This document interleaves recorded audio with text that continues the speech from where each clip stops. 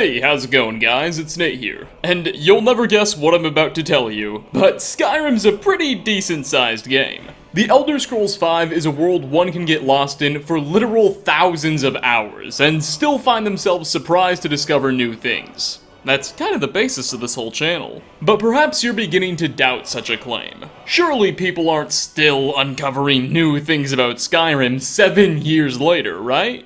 Well, dear viewer, today we're gonna do our best to prove such a notion wrong. So kick back, grab an ice-cold glass of Blackbriar Reserve, and relax, as we dive into 5 more things you probably didn't know you could do in The Elder Scrolls V Skyrim. Part 19-ish. Starting off, once the player has reached level 30, Boethius' Daedric quest, Boethius' Calling, will become available. We've actually talked a bit about this mission in a previous video. It begins upon your arrival to her shrine in Eastmarch's mountains, where a number of Boethius' followers and cultists can be found. Now, normally as you meet with these worshippers, their leader will send you to bring back a follower who trusts you, and sacrifice them to Boethia in front of her statue. They believe that such an action will satisfy the Daedric Lord enough for her to appear in a physical form. She is the god of deceit, after all. Now, this is of course a pretty horrific and hard thing to do. Permanently losing a follower is hard enough as is, but the fact that we have to kill them only makes this all the more difficult.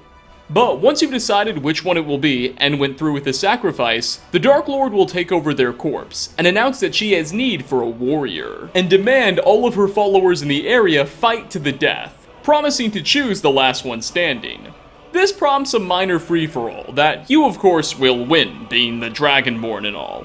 And afterwards Boethia will send you to kill one of her former champions, completing the quest. I know, everything kinda happened a little fast, didn't it? However, there is a way to approach this mission a little differently.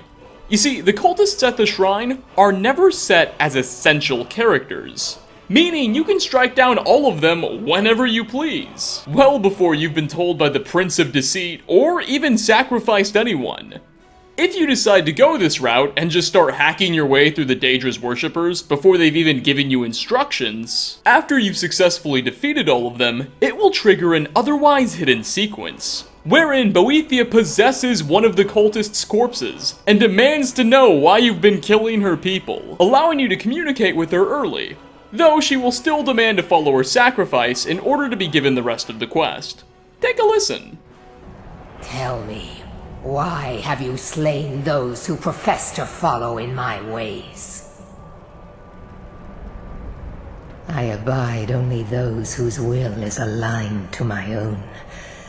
I have a purpose for which you might prove useful.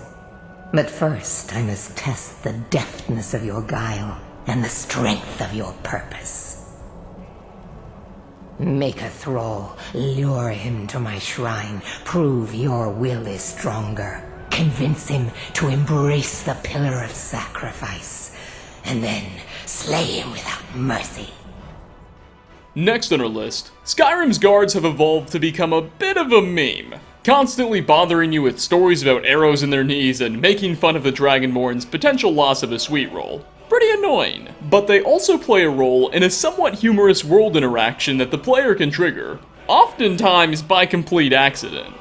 If the Dovahkiin stands above a corpse within a city's walls, with their blade drawn, there's an ever so small chance it will trigger a response by one of the town's guards, who will approach the player and, quite reasonably, demand to know why you're standing over a body with a weapon in your hands. You there! What do you know about this? Perhaps you care to explain why you're standing so close to a dead body with your weapon drawn. At this point, you'll have a couple of options. You can respectfully tell the guard you don't know what happened and your presence with the sword is just a mere coincidence, which will prompt them to just let you go on your merry way. You're smarter than you look. If you happen to recollect anything about the incident, you be sure to report to the captain of the guard. I've got my eye on you. You can go, but you stay on your best behavior now. You can outright refuse to tell them anything, which will prompt the guard to threaten you with jail time. Is that so? Well, perhaps a night in jail might loosen your tongue, huh? Or, my personal favorite option, you can admit to murdering the person, which will immediately place a bounty on your head and cause the guard to arrest you. Alright, you're now under arrest. Resisting arrest will mean your death. What's so funny is that all of this is possible regardless of whether or not you're actually the one responsible for killing whatever NPC you're standing over. So you can, at least in theory, confess to and serve time for a crime you didn't commit. For rather self-apparent reasons, that's probably not the smartest thing for you to do.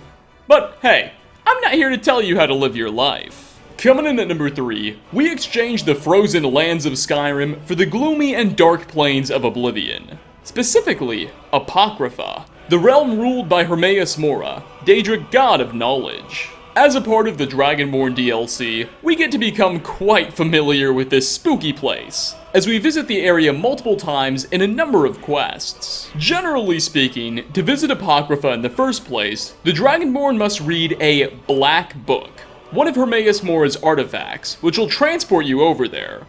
There are multiple black books in the game, and each book takes the Dovahkiin to a different section of Apocrypha. Well, among the most challenging portions you can be sent to is the one you visit after reading the Salo Regent Black Book, as this region has an especially unique twist. Aside from being forced to fight off the normal pesky Oblivion creatures, you must also contend with a strange darkness. The whole place has extremely poor lighting, and if you step into the darkness, the player will indeed start taking damage. The shadows hurt you. This sort of forces the unlucky adventurer to quickly dash across the dark spots from light source to light source, all the while still being harassed by those aforementioned critters. Alas, there's a way to easily avoid this entire dynamic that may or may not have been an intentional option by Bethesda.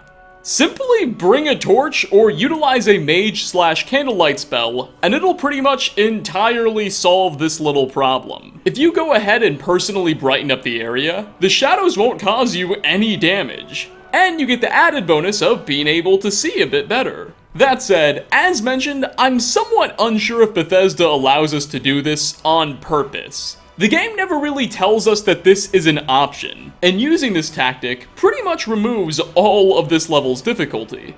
But it's easily possible that they just left this option in to reward clever Dragonborns.